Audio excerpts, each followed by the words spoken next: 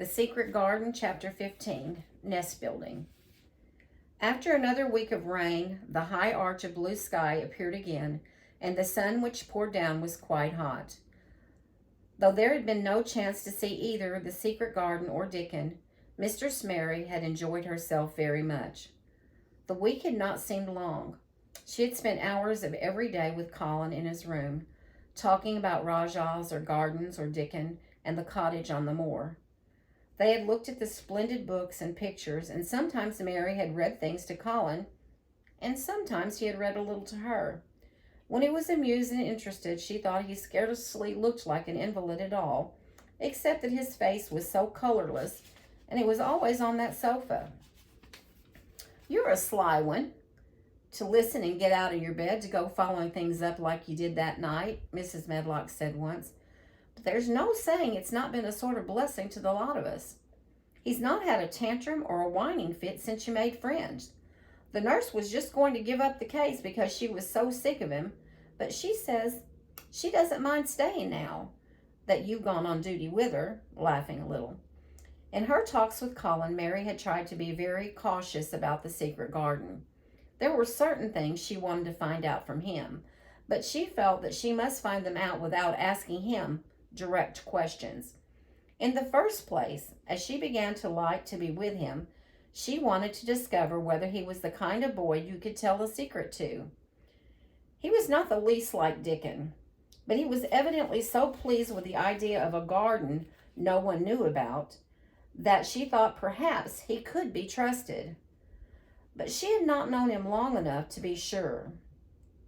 The second thing she wanted to find out was this: if he could be trusted, if he really could, wouldn't it be possible to take him to the garden without having anyone find it out? The grand doctor had said that he must have fresh air, and Colin had said that he would not mind fresh air in a secret garden. Perhaps if he had a great deal of fresh air and knew Dickon and the robin and saw things growing, he might not think so much about dying. Mary had seen herself in the glass sometimes lately when she had realized that she looked quite a different creature from the child she had seen when she arrived from India. This child looked nicer. Even Martha had seen a change in her. "The air from the moor has done thee good already," she had said. "Thou'rt not nice, O yaller, and thou'rt not nice, O scrawny. Even thy hair does slamp down on the head so flat. It's got some life in it, so as it sticks out a bit." "It's like me," said Mary. "It's growing stronger and fatter. I'm sure there's more of it." "It looks it for sure," said Martha, ruffling it up a little round her face. "Thou'rt not half so ugly when it's that way, and there's a bit of red in thy cheeks." If gardens and fresh air had been good for her, perhaps they would be good for Colin. But then, if he hated people to look at him, perhaps he would not like to see Dickon. "Why does it make you angry when you are looked at?" she inquired one day. "I always hated it," he answered, "even when I was very little. Then, when they took me to the seaside and I used to lie in my carriage, everybody used to stare, and ladies would stop and talk to my nurse, and then they would begin to whisper, and I knew then they were saying that I shouldn't live to grow up. Then, sometimes the ladies would pat my cheeks and say, 'Poor child.' Once when a lady did that, I screamed out loud and bit her hand. She was so frightened she ran away." "She thought you had gone mad like a dog," said Mary, not at all admiringly. "I don't care what she thought," said Colin, frowning. "I wonder why you didn't scream and bite me when I came into your room," said Mary. Then she began to smile slowly. "I thought you were a ghost or a dream," he said. "You can't bite a ghost or a dream, and if you scream, they don't care. Would you hate it if a boy looked at you?" Mary asked uncertainly. He lay back on his cushion and paused thoughtfully.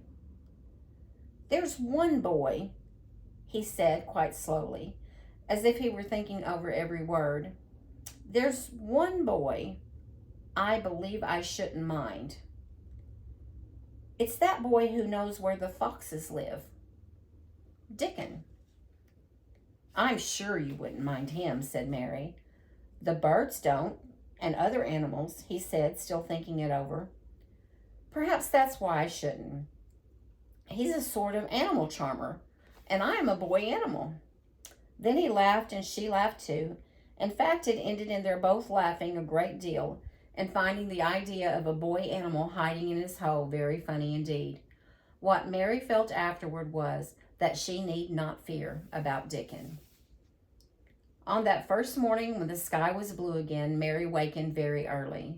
The sun was pouring in slanting rays through the blinds, and there was something so joyous in the sight of it that she jumped out of bed and ran to the window.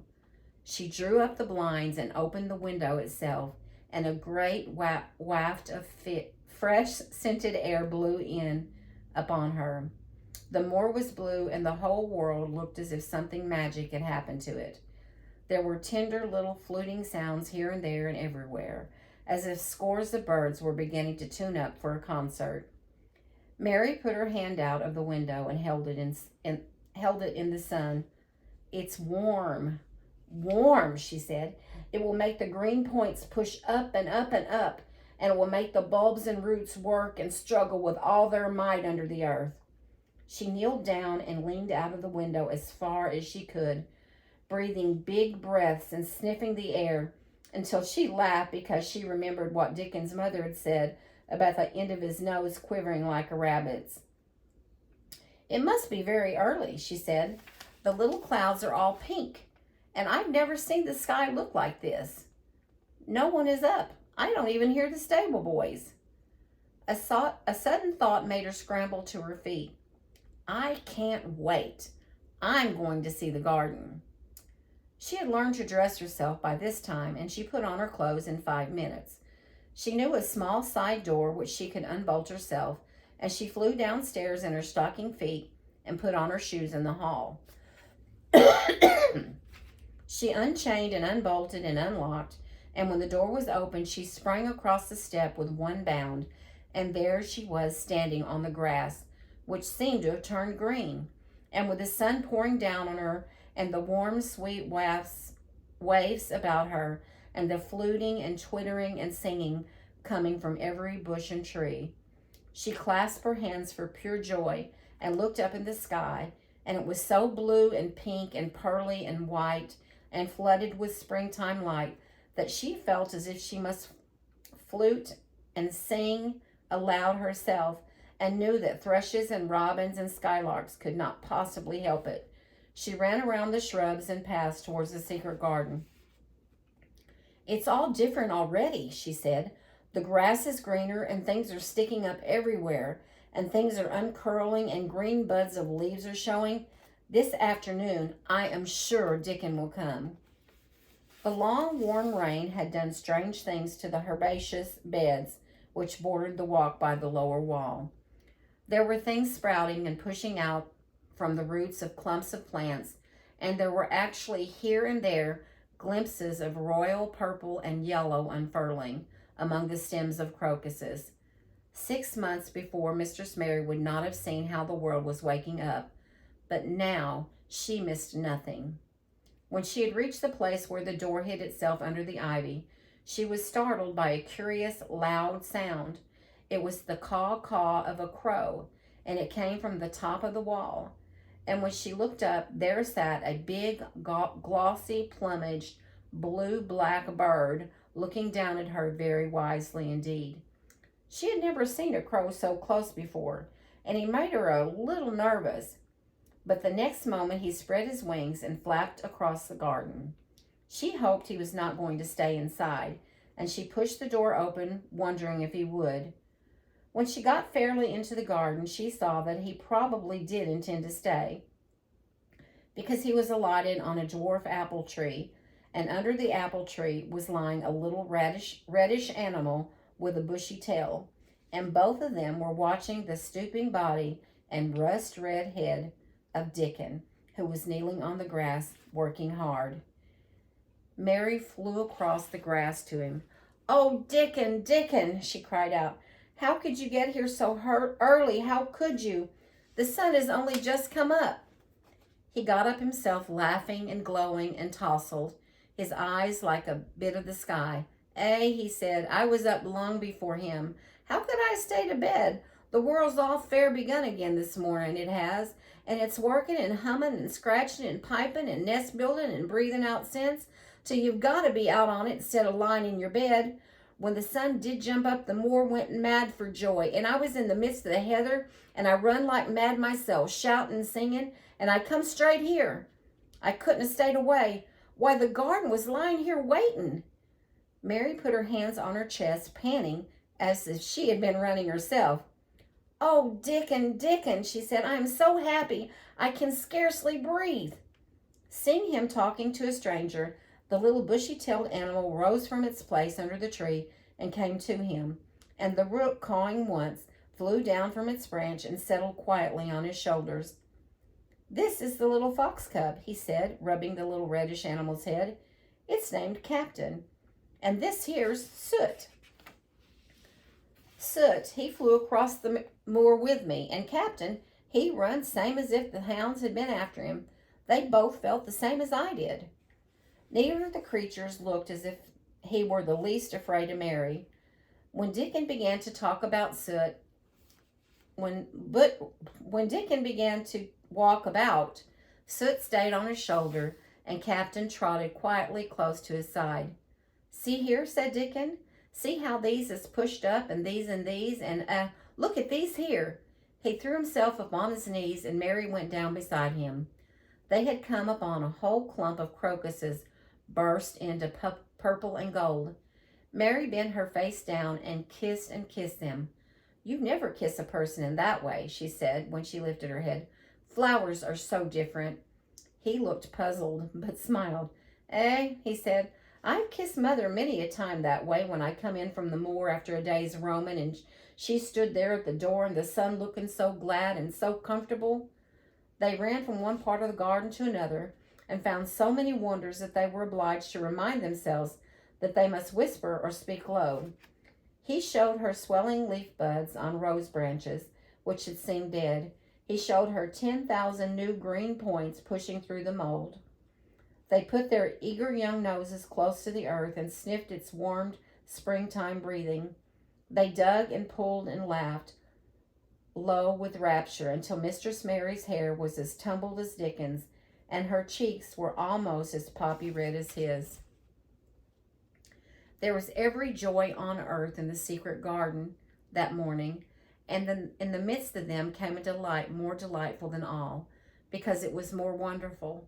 Swiftly, something flew across the wall and darted through the trees to a close-grown corner. A little flare of red-breasted bird with something hanging from its beak.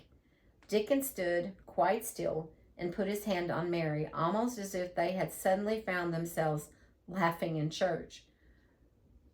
We may not stir, he whispered in broad Yorkshire. We must not scarce breathe. I know he was maid hunting when I seed him last. It's been Weatherstaff's robin. He's building his nest. He'll stay here if us don't flight him. They settled down softly upon the grass and sat there without moving. Us mustn't seem as us is watching him too close, said Dickon. He'd be out with us for good if he got the notion as us interfering now. He'll be a good bit different till all this is over. He's setting up housekeeping. He'll be shyer and readier to take things ill. He's got no time for visiting and gossiping. Us must keep still a bit and try to look as if us was grass and trees and bushes. Then when he's got used to seeing us, I'll chirp a bit, and he'll know us'll not be in his way. Mistress Mary was not at all sure that she knew, as Dickon seemed to, how to try to look like grass and trees and bushes. But he had said the queer thing as if it were the simplest and most natural thing in the world, and she felt it must be quite easy to him, and indeed she watched him for a few minutes carefully, wondering if it was possible for him to quietly turn green or put out branches and leaves, but he only sat wonderfully still, and when he spoke dropped his voice to such softness that it was curious that she could hear him, but she could. It's part of the springtime, this nest building is. he said. I'll warrant it's been going on in the same way every year since the world was begun. They've got their way of thinking and doing things, and a body had better not meddle. You can lose a friend in springtime easier than any other season if you're too curious. If we talk about him, I can't help looking at him, Mary said as softly as possible. We must talk of something else. There's something I want to tell you. He'd like it better if us talks of something else, said Dickon. What is it thou's got to tell me? Well, do you know about Colin? She whispered. He turned his head to look at her. What dost thou know about him? He asked. I've seen him. I've been to talk to him every day this week. He wants me to come. He says I'm making him forget about being ill and dying, answered Mary. Dickon looked actually relieved as soon as the surprise died away from his round face. I'm glad of that, he exclaimed. I'm right down glad. It makes me easier. I know I must say nothing about him, and I don't like having to hide things. Don't you like hiding the garden? Said Mary. I'll never tell about it, he answered. But I says to Mother, I says, I got a secret to keep. It's not a bad one, thou knows that. It's no worse than hiding where a bird's nest is. Thou doesn't mind it, does thou? Mary always wanted to hear about Mother. What did she say? She asked, not at all afraid. Dickon grinned sweet-temperedly.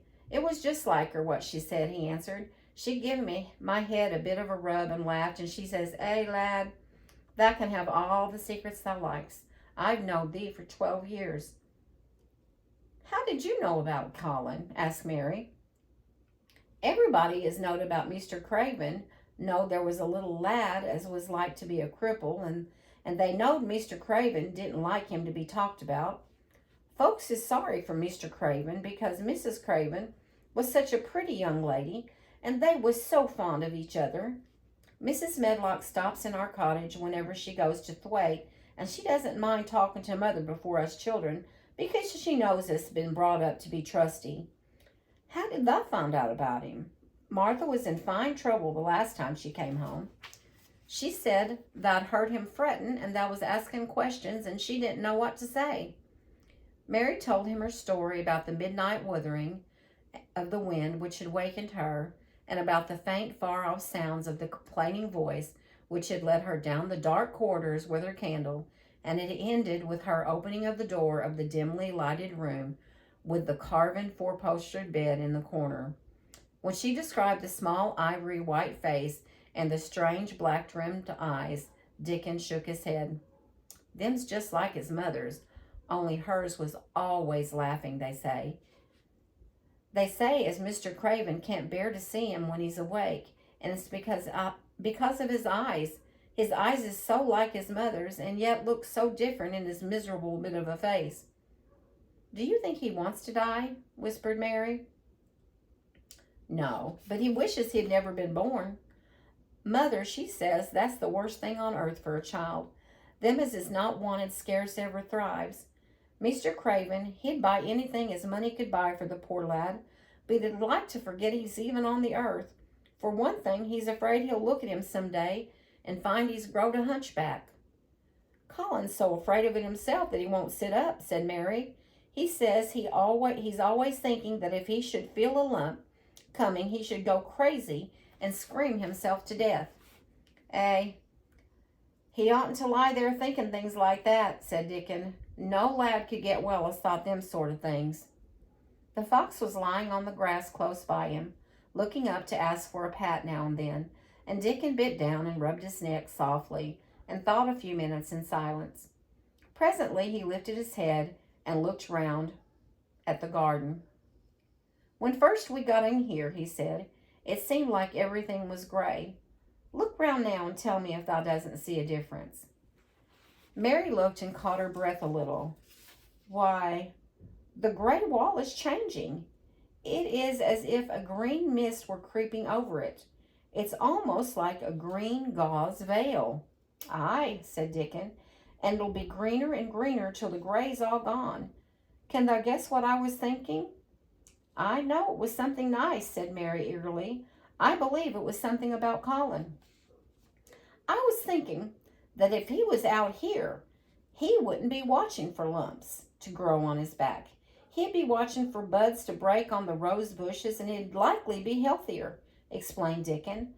I was wondering if us could ever get him in the humor to come out here and lie under the trees in his carriage. I've been wondering that myself. I've thought of it almost every time I've talked to him, said Mary. I've wondered if he could keep a secret, and I've wondered if we could bring him here without anyone seeing us. I thought perhaps you could push his carriage. The doctor said he must have fresh air, and if he wants us to take him out, no one dare disobey. He won't go out for other people, and perhaps they will be glad if he will go out with us. He could order the gardeners to keep away so they wouldn't find out. Dickon was thinking very hard as he scratched Captain's back. It'd be good for him, I'll warrant, he said. Us'd not be thinking he'd better never been born. Us'd be just two children watching a garden grow, and he'd be another. Two lads and little lass just looking on at the springtime. I warrant it'd be better than doctor's stuff. He's been lying in his room so long, and he's always been so afraid of his back that it has made him queer, said Mary. He knows a good many things out of books, but he doesn't know anything else. He says he has been too ill to notice things, and he hates going out of doors and hates gardens and gardeners. But he likes to hear about this garden because it's a secret. I daren't tell him much, but he said he wanted to see it. Us'll have him out here sometime for sure, said Dickon. I could push his carriage well enough. Has thou noticed how the robin and his mate has been working while we've been sitting here? Look at him perched on that branch, wondering where it'd be best to put that twig he's got in his beak. He made one of his low whistling calls, and the robin turned his head and looked at him inquiringly, still holding his twig.